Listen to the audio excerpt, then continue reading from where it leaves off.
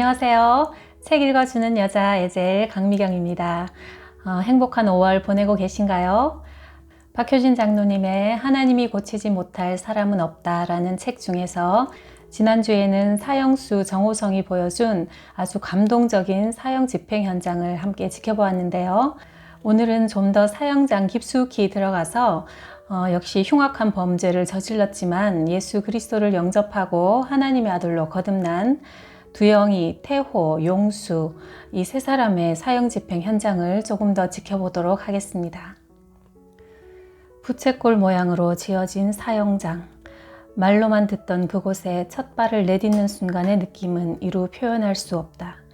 현대식 건물로 말끔하게 지어졌으나 사형장은 사형장일 뿐. 전면엔 약간 높은 단의 지휘부가 있고 그 앞으론 목재 칸막이가 이편과 저편을 구분한다. 죽음을 명령하는 곳과 받아들여야 하는 곳이 겨우 야트막한 널빤지 한 장으로 갈라져 있음을 보며 삶과 죽음의 차이가 참 별것 아니라는 생각이 들었다. 그 칸막이 바로 뒤엔 사형수가 인생을 마감하고 죽음에 이르는 절차를 밟아야 하는 좌석이 마련돼 있다. 양반 다리를 하고 앉으면 꽉 찰 정도로 작은 정사각형 자리 밑엔 쇠 바퀴가 달려있고 뒤편 밧줄 밑까지 레일이 깔려 있다. 사형수는 마지막으로 이 레일을 통해 마치 기차를 타고 가듯 이동하게 되는 것이다. 먼저 간 수많은 사형수들의 죽음으로 반질반질하게 윤이 나는 굵은 밧줄은 보기에도 섬뜩하다. 밧줄 바로 밑 사형수가 이 땅에서 마지막으로 잠깐 머무는 그곳은 여다지식 널빤지로 닫혀 있다. 집행지휘부의 신호에 따라 벽 뒤에서 직원이 스위치를 누르는 순간 널빤지가 덜커덩 열리고 사형수는 밧줄에 목이 맨 채 어두운 지하실로 떨어지다가 허공에 매달려 목숨을 잃는 것이다.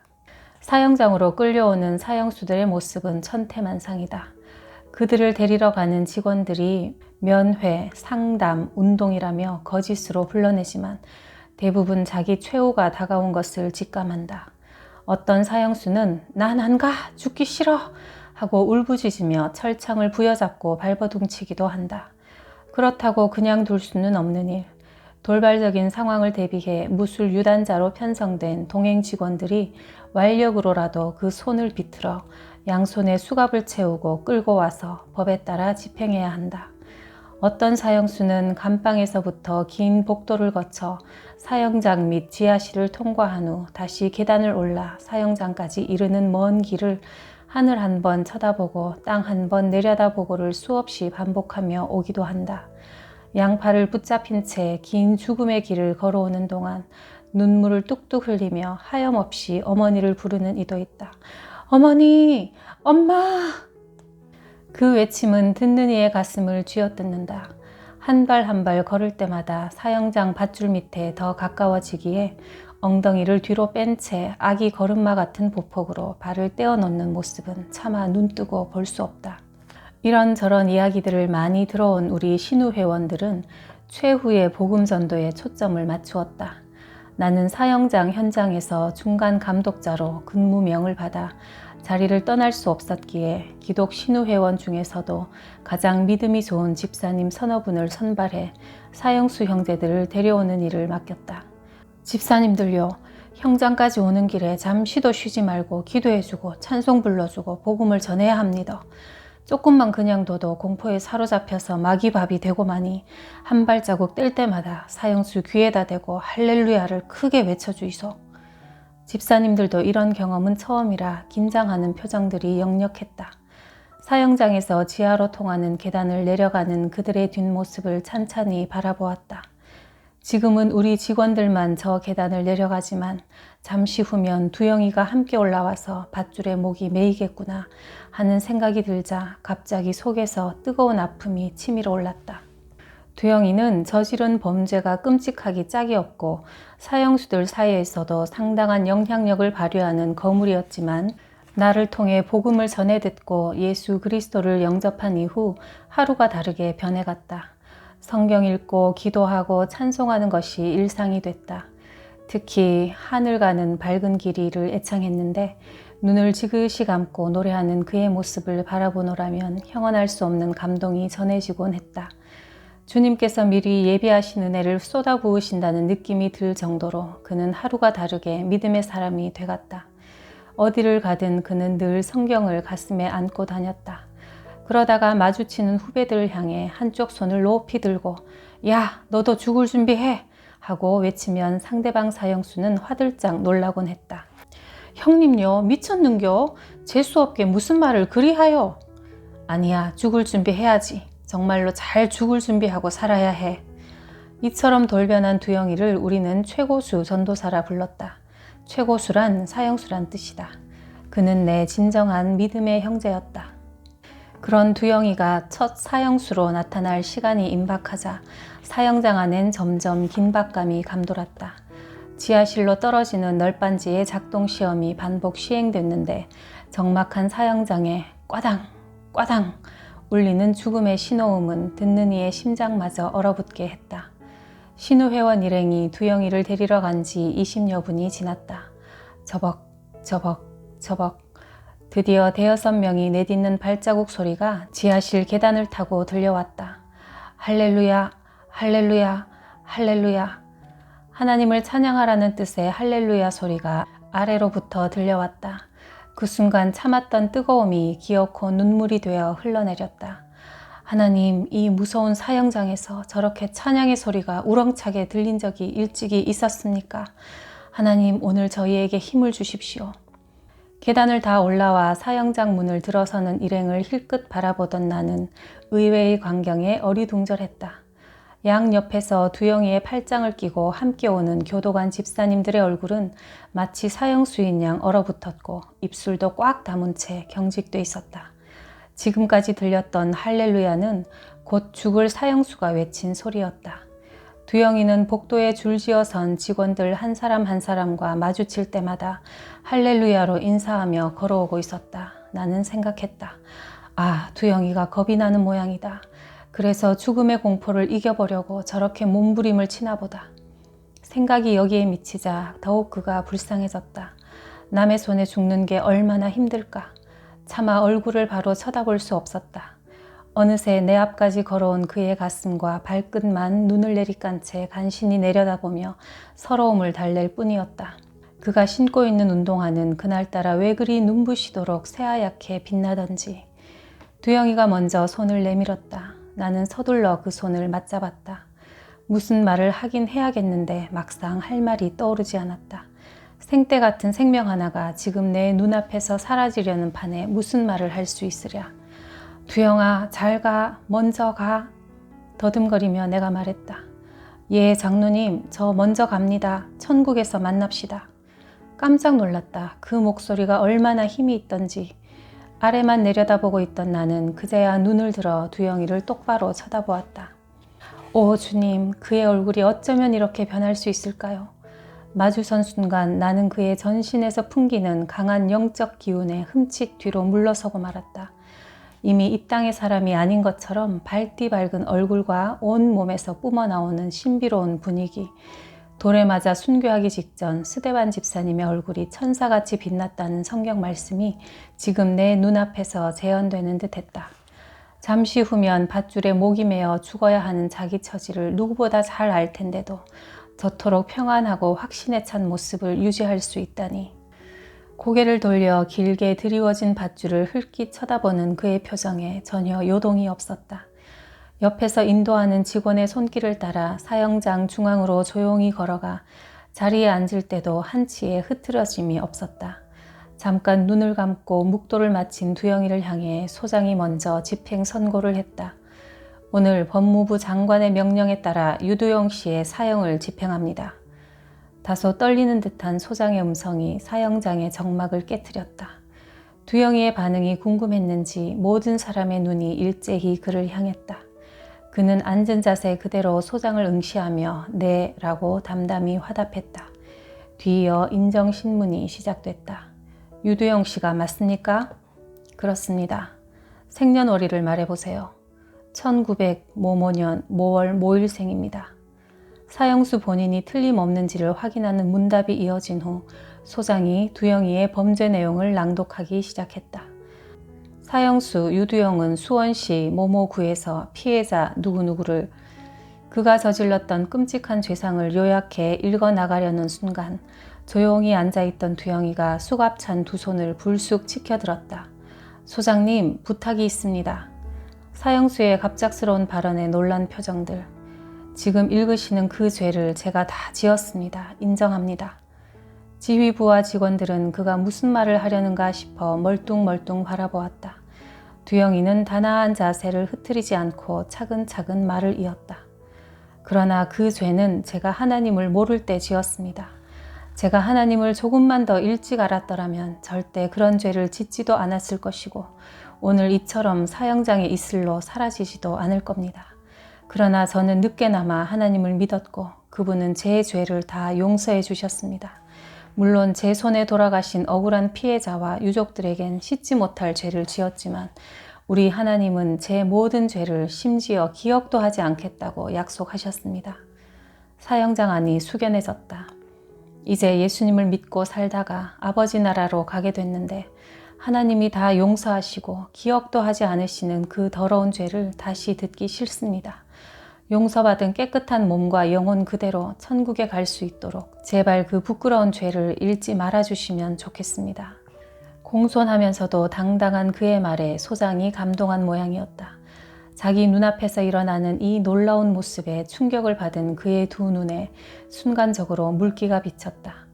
한참 고개를 들고 허공을 응시하던 소장이 이윽고 그렇게 하겠다며 서류를 접고 물었다. 종교 행사를 하겠습니까? 네, 예배를 드려야지요. 새벽에 연락을 받고 달려오신 목사님이 단상에서 사형장 바닥으로 내려와 사형수와 마주섰다. 신우 회원들도 모여와 두영이 주변에 빙 둘러서서 임종 예배를 드리기 시작했다.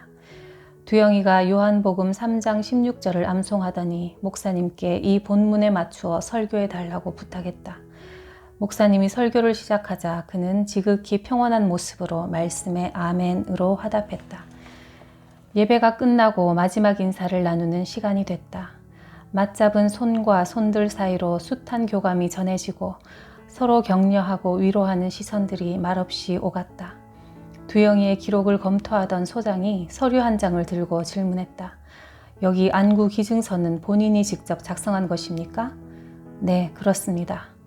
유두영 씨는 여기에 자필로 서약했는데 지금도 그 결심에 변함없습니까? 순간 두영이의 눈빛이 반짝 빛나더니 약간 상기된 얼굴로 소장을 향해 대답했다. 소장님, 일깨워 주셔서 정말 고맙습니다. 하늘나라에 가기 바빠서 깜빡 잊어버릴 뻔했네요. 원래는 안구를 기증하려고 했는데 지금은 마음이 변했습니다. 바로 옆에서 듣는 내 마음이 편치 않았다.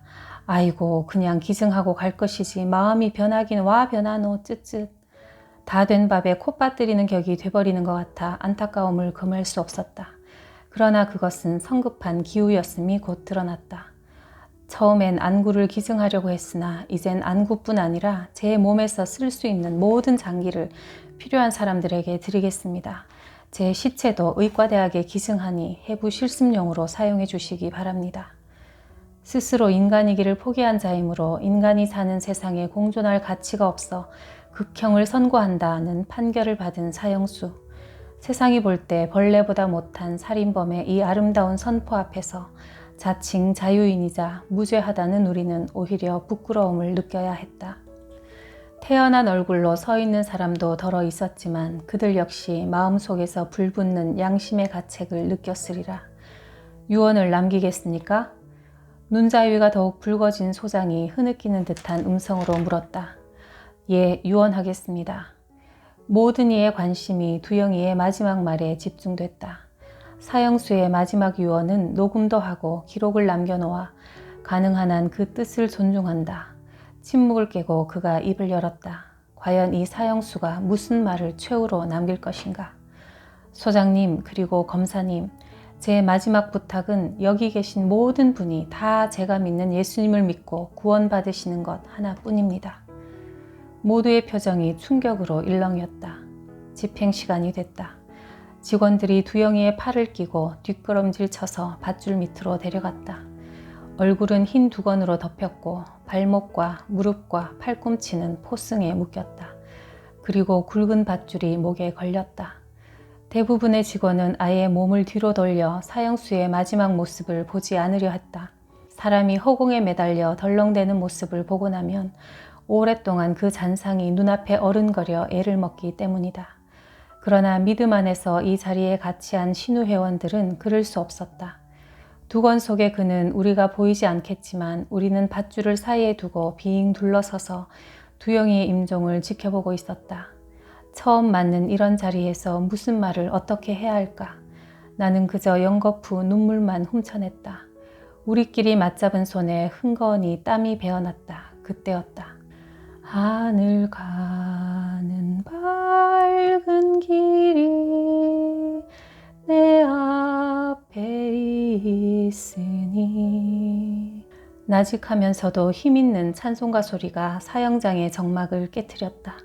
둘러선 직원들이 그 주인공을 확인하려고 주위를 살피며 서로의 입을 쳐다보았으나 노래하는 사람은 아무도 없었다.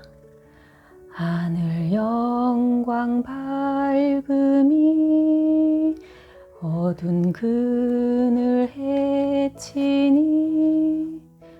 노래를 부르는 이는 두영이었다. 목에 밧줄을 달고 이제 곧 어두운 지하실로 떨어질 사형수가 찬송으로 신앙을 고백하고 있었다. 우리는 차마 따라 부를 엄두조차 내지 못한 채 우두커니 서 있었다. 그 순간 들려오는 굉음, 덜커덩. 끝났다. 찬송도 두영이의 삶도.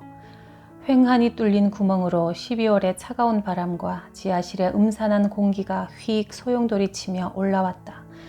조금 전까지 찬송하던 나의 형제는 목이 매달린 채 저 아래 어두운 곳에서 홀로 죽어가고 있다. 영혼은 하늘나라로 구원받아 갈지라도 육신의 생명이 끊어지는 것은 역시 힘겨운 일인가. 두영이의 손발은 심하게 경련을 일으키고 있었다. 두영아, 니 참 춥제? 아무도 없는 그 지하실에서 혼자 죽어가는 게 쓸쓸하제?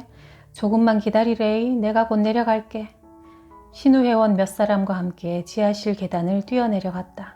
생명은 거의 끊어졌지만 아직도 죽음의 고통이 남아있는지 힘껏 모두어진 양손이 잔뜩 오그라든 채 덜덜 떨리고 있었다.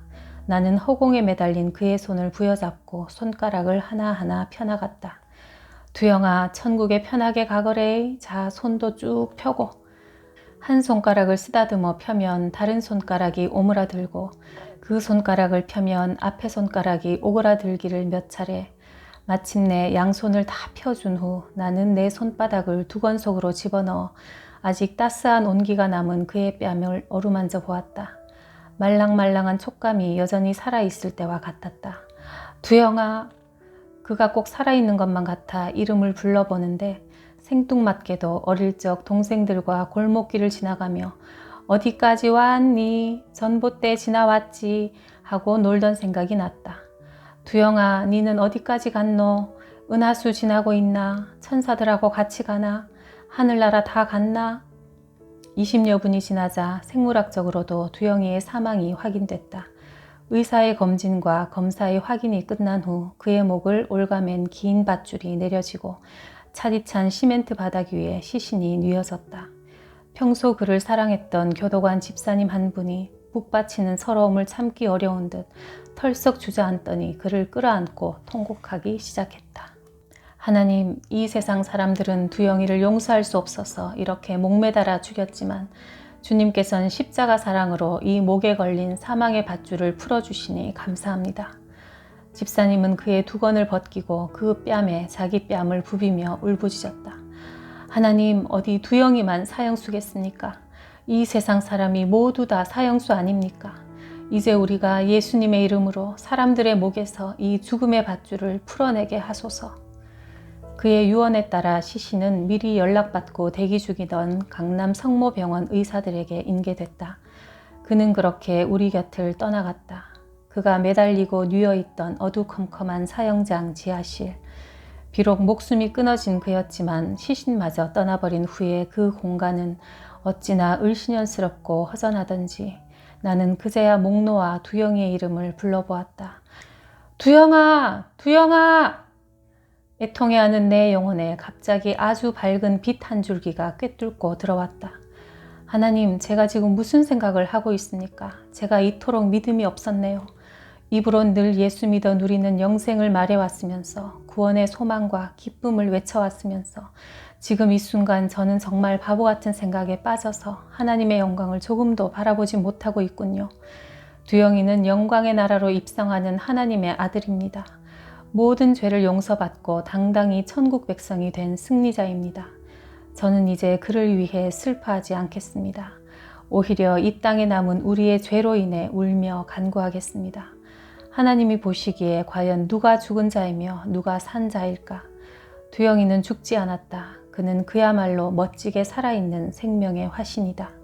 이 진리를 깨닫는 순간 나는 환호했다. 기쁨의 감격이 통곡의 눈물을 뒤덮고 넘쳐 흘렀다. 두영이의 최후를 지켜본 신우회원 집사님들은 이제 힘이 나는 것 같았다. 생생한 믿음의 실체를 분명히 본 그들이 오히려 크게 감동한 것이다. 그러나 주님의 역사는 아직 끝난 게 아니었다. 두영이의 뒤를 이어 태호와 용수의 집행 순서가 잇따랐다. 구로동에서 발생한 끔찍한 살인사건의 주범. 그러나 이젠 예수 그리스도를 구주로 고백하는 믿음의 청년들. 조금 전 두영이를 데리고 올 때와는 달리 태호를 데려오면서는 신우회원 모두가 성령 충만해 복도에서 사형수와 함께 꿇어앉아 기도하고 하나님의 영광을 찬양했다. 그 모습을 지켜보던 다른 직원들은 도저히 이해되지 않는다는 듯 고개를 갸웃댔다. 사형장 계단을 올라오는 태호와 집사님들의 얼굴이 해같이 빛났다. 잘생긴 태호, 대리석으로 빚어놓은 것처럼 단아하게 생긴 그를 부축하며 걸어오는 집사님들은 연신 할렐루야를 외쳤고 그도 아멘 할렐루야로 번갈아 화답했다. 태호는 잔잔히 웃고 있었다. 가지런한 치아가 돋보였다. 그가 죽음 앞에서 저토록 환한 웃음을 지으며 믿음을 고백할 수 있다니. 두영이는 다소 은혜를 맛본 사람이라 죽음을 뛰어넘는 신앙의 증거를 나타낸 것도 어느 정도 이해가 됐지만 태호는 예수님을 믿는다곤 하나 아직 믿음의 세계에 깊이 들어오지 못한 상태로 그저 평범하게 생활해 왔었다. 그런 태호가 인정신문이 시작됐다. 그는 두 손을 무릎에 가지런히 모은 채 소장이 묻는 말에 또박또박 대답했다. 법무부 장관의 명령에 따라 오늘 사형을 집행합니다. 소장이 무거운 어조로 선고하자 태호는 고개를 살짝 숙여 인사하며 밝은 표정으로 네 하고 대답했다. 정말 고운 얼굴이었다.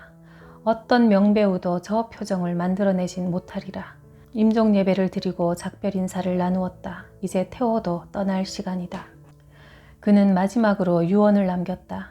저는 어릴 때부터 범죄 세계에 발을 디디고 죄가 뭔지도 모르고 살아오다가 이렇게 젊은 나이에 인생을 마치게 됐습니다. 처음엔 짐승처럼 살다가 짐승처럼 죽어버리겠다고 마음먹었지만 이곳 서울구치소에 와서 사형이 확정되고 난 후 저는 너무도 소중한 분을 만났습니다. 조용하면서도 거침없는 어조에 모든 이의 관심이 집중됐다. 그분은 바로 하나님이십니다. 그때부터 저는 남몰래 참 많이 울었습니다. 지금까지 제 손에 억울하게 죽은 분들을 위해 기도해 왔는데 이제 하늘나라에 가면 그분의 유족들을 위해서도 기도하겠습니다. 말하는 그의 눈에 눈물방울이 그렁그렁 맺혔다. 제 마지막 유언은 서울구치소에 있는 모든 분들이 다 제가 만난 하나님을 만나고 나중에 천국에서 다시 한번 저와 꼭 만나자는 겁니다. 그곳에선 살인자 태호가 아니라 죄 없는 하나님의 아들로 여러분을 만나보고 싶습니다. 감격과 기쁨도 지나치면 이렇게 한없이 눈물이 흐르는 걸까? 나는 체면도 없이 헉헉 울기 시작했다. 어린애처럼 손등으로 눈물을 훔쳐내면서 죄인을 구원하시는 하나님의 능력이 그저 감사해서 눈물은 하염없이 흘렀다. 세상 사람들이 도저히 믿지 못하는 하늘나라, 구원과 영생에 이르는 천국 소망은 추상적인 개념이 아니다. 비참한 죽음을 눈앞에 둔 한 사형수의 입을 통해 그 나라의 실제가 이토록 아름답고도 분명하게 증명되지 않는가. 이 세상에선 마지막으로 희고 부드러운 그의 손을 맞잡았다. 태호야, 잘 가. 계장님, 고맙습니다. 극히 짧은 한마디 인사였지만 영원한 생명에 대한 확신을 확인하듯 우리는 서로의 눈을 뚫어져라 쳐다보았다. 흰색 두건이 그의 얼굴을 덮었다. 두영이의 목에 걸렸던 밧줄이 이젠 태호의 목에 감겼다. 옆에 서 있던 누군가가 작별 인사를 건네며 태호야 찬송해라 하고 말했다. 그 말을 기다렸다는 듯 그가 찬송을 부르기 시작했다. 나 같은 죄인 살리신 주 은혜 놀라와 잃었던 생명 찾았고 광명을 얻었네. 곁에 둘러선 신우회원들이 따라 불렀다. 우렁찬 찬송가 소리가 사형장 지붕을 날려버릴 듯했다. 어느새 우리는 손에 손을 맞잡고 여느 부흥회장보다 더욱 뜨거운 찬송으로 하나가 돼갔다. 두건 속의 태호 역시 목에 힘줄이 불끈 솟을 정도로 힘껏 노래했다. 이제껏 내가 산 것도 주님의 은혜라. 덜커덩. 태호는 죄악과 고통의 언덕을 넘어 사랑과 환희의 하나님 나라로 갔다. 저 밑 지하 공간에 목이 매달려 흔들거리는 그를 내려다보며 밧줄을 중심으로 둘러선 우리 신우 회원들은 더욱 목청이 터지도록 그가 못다 부르고 간 찬송을 대신 불렀다. 거기서 우리 영원히 주님의 은혜로 해처럼 밝게 살면서 주 찬양하리라. 태호의 시신을 받아 옷을 갈아입히고 입건하는 동안 나는 줄곧 그의 뺨을 어루만져 보았다. 홍조가 채 가시지 않은 솜털 보송보송한 뺨, 지금이라도 벌떡 일어나 크게 찬송을 부를 것만 같은 입. 태호야, 네 유언대로 인제부터 니는 죄인이 아니데이, 사형수도 아니데이, 정말 한 점 티 없는 하나님의 아들이데이. 태호의 뒤를 이어 용수가 사형장에 들어섰다. 그는 태호의 영향을 받아 하나님을 믿고 살던 녀석이었다. 덜렁거리긴 해도 심성이 참 밝아서 저런 놈이 어떻게 그런 잔인무도한 죄를 저질렀을까 하는 의구심마저 들 정도였다. 수갑찬 손목이 너무 조여 아프다면서 계장님 쪼개만 늦춰주면 쓰겄는디요이 하며 한쪽 눈을 찡긋할 때면 영락없는 철부지 장난꾸러기였다. 어느 날인가 마주 앉아서 내가 청송감호소에 근무할 때 있었던 일을 들려준 적이 있다. 하나님을 만나고 나니 흉악한 감호자들이 사랑스러워진 것과 그들이 서로 용서를 구하며 얼싸안고 꿇어앉아 기도하던 이야기를 해주었다. 문득 눈을 들고 용수를 보니 울고 있었다. 그리고 며칠 후 그에게서 나를 좀 만났으면 좋겠다는 연락이 왔다. 무슨 일인지 궁금해 달려가 보니 겸연쩍게 웃으며 부탁했다. 계장님요, 나도 인제부터 성경을 좀 열심히 읽어볼란디 통 어려워서 이해가 안 돼요. 누가 그러는디 아가페 성경사전이 잘 돼 있다는디요. 그거 하나 사줄 수 있을란가 모르겠네요. 듣던 중 반가운 소리라 그 자리에서 흔쾌히 대답했다. 사주고 말고 사줄 테니 니는 열심히 성경만 읽으면 되는 기라. 그렇게 약속하고 돌아왔는데 너무 바쁜 업무 속에서 그만 약속을 지키지 못한 채 꽤 시간이 지나고 말았다. 그러던 중 덜컥 사형집행 명령이 떨어졌고 생각지도 않았던 용수가 사형장에 올라오게 된 것이다. 가슴이 무너져 내렸다.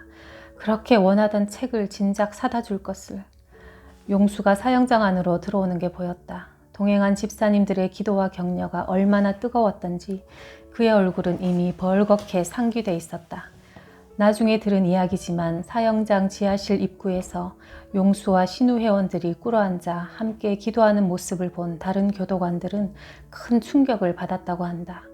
죽음의 문턱에서도 흔들림 없는 저 절대적인 평안의 근원이 대체 뭘까? 얼굴을 아는 직원들이 눈에 뜨일 때마다 용수는 허리를 굽히며 정중히 인사했다. 담당님, 그동안 고마웠어라. 신세도 못 갚고 죄송하요. 인사를 받은 직원들은 오히려 더 당황해하며 고개를 숙이거나 악수를 청했다. 용수의 유언도 앞서간 형제들과 크게 다를 바 없었다. 자기 같은 중죄인을 용서해 주신 하나님께 감사한다고, 피해자들에게 정말 죄송하다고, 세상에선 벌레같이 살았는데 오히려 서울구치소에 들어와서 처음으로 인간 대접을 받아보았노라고, 그래서 더욱 감사하다고. 덜커덩. 용수를 영원한 생명의 나라로 떠나보내는 우리의 찬송 소리가 그 죽음의 소리를 집어 삼켰다. 정말 감동적인 사형 집행의 현장들이었죠. 저도 이 책을 만들면서 수십 번을 읽고 다 아는 내용이었지만 오늘 다시 읽으면서 여러 번 울컥하고 눈물이 나서 한참을 진정을 하고 나서야 또 낭독을 이어가곤 했었는데요. 인간에게 가장 큰 두려움인 이 죽음의 공포마저 이토록 가뿐하게 뛰어넘게 하는 믿음의 실체를 아주 생생하게 잘 증언해주고 있는 정말 귀한 간증이었습니다. 다음 시간에는 다른 종교를 믿는 사형수들의 정말 대조적인 모습을 조금 더 지켜보도록 하겠습니다. 방금 이 예수 믿는 청년들이 보여주었던 그런 아름다운 모습과는 너무나 달리 정말 처참하다고밖에 표현할 수 없는 모습으로 죽음을 맞이하는 불교인 또 무교인들의 사형 집행 현장이 나오는데요. 지어낸 이야기가 아니라 그저 있는 그대로 옮겨놓은 실화이기 때문에 더 의미가 있는 것 같습니다. 그와 더불어서 정말 기적이라고밖에 할 수 없는 용필이의 사형 집행 현장을 또 함께 전해드릴 텐데요. 정말 감동의 쓰나미가 어떤 것인지 맛보게 해주는 그런 귀한 이야기가 준비되어 있습니다. 그러니 다음 시간에도 기대해 주시고 함께 해주시면 감사하겠습니다. 이 책은 아래 링크를 통해서 구입하실 수 있고요. 제가 이 낭독을 시작한 이래로 정말 많은 분들이 책을 또 구입해 주고 계셔서 감사하다는 말씀 드리고요. 이 책은 정말 후회하지 않는 또 여러 사람들에게 전해주고 싶은 그런 귀한 책입니다. 구독과 좋아요도 부탁드려요. 오늘도 끝까지 함께 해주신 여러분 감사합니다.